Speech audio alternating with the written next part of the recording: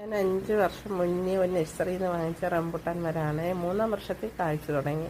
പക്ഷേ ഇത്രത്തോളം കായ്കളൊന്നും കിട്ടിയില്ല.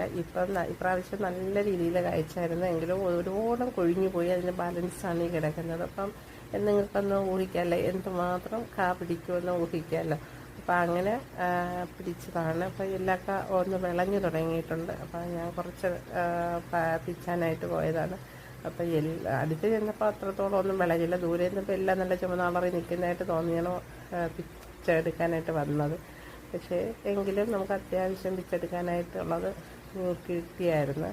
അപ്പം ഇത് പൂക്കുന്ന സമയത്ത് ഒരു ജാനുവരി ഫെബ്രുവരി മാസമൊക്കെ ആകുമ്പോഴാണ് ഇതിൻ്റെ ഇലകളൊക്കെ തളർക്കുന്നത്. ആ സമയത്ത് നമ്മൾ കൊമ്പ് കോതണം. കൊമ്പ് നല്ല ഭംഗിയായിട്ട് വെട്ടിക്കൊടുത്തതിന് ശേഷം അപ്പം പുതിയ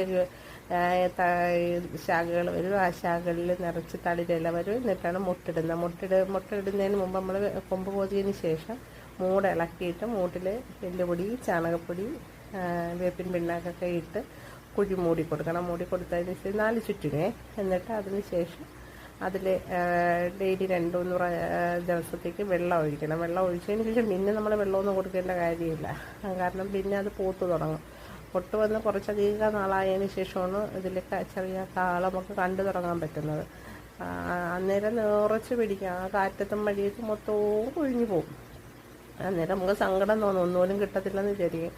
പക്ഷേ ഇതിപ്പം അത്യാവശ്യം നല്ല രീതിയിൽ പിടിച്ചിട്ടുണ്ട്. നമുക്കെല്ലാവർക്കും കഴിക്കാനായിട്ട് ധാരാളം കിട്ടും. പിന്നെ ബേഡ്സുകളെ ശല്യമൊന്നും ഇതുവരെ ഉണ്ടായിട്ടില്ല. വവ്വാലൊക്കെ സാധാരണ പേരമരത്തിലൊക്കെ പേരയ്ക്ക് നിന്നാലൊക്കെ വവ്വാലിൻ്റെയൊക്കെ ശല്യം ഉണ്ടാകും. ഇത്തവണ ഇതിൻ്റെ കോമ്പൗണ്ടിനകത്താണ്. എന്തായാലും ഇതിനകത്ത് ഇപ്പം ബേഡ്സുകളും അങ്ങനെയൊന്നും വന്നിട്ടില്ല. ഇടയ്ക്കൊരു ഉപ്പൻ വന്നിരിക്കുന്നുണ്ട്. പക്ഷെ അതും വലിയ ശല്യമൊന്നും ഉണ്ടാക്കിയിട്ടില്ല. ഉറുമ്പുണ്ട്. അപ്പോൾ ഇത് ഇത്രയും ഞാൻ ഇന്നലെ പിച്ചെടുത്തിട്ടുണ്ട്. ഇതിന്ന് കുറച്ച് കൊച്ചിന് കൊണ്ടുപോകാനായിട്ട് കുറച്ചങ്ങ് കൊടുത്തവർക്ക്. അപ്പം ബാലൻസ് നമ്മളും കഴിച്ച്.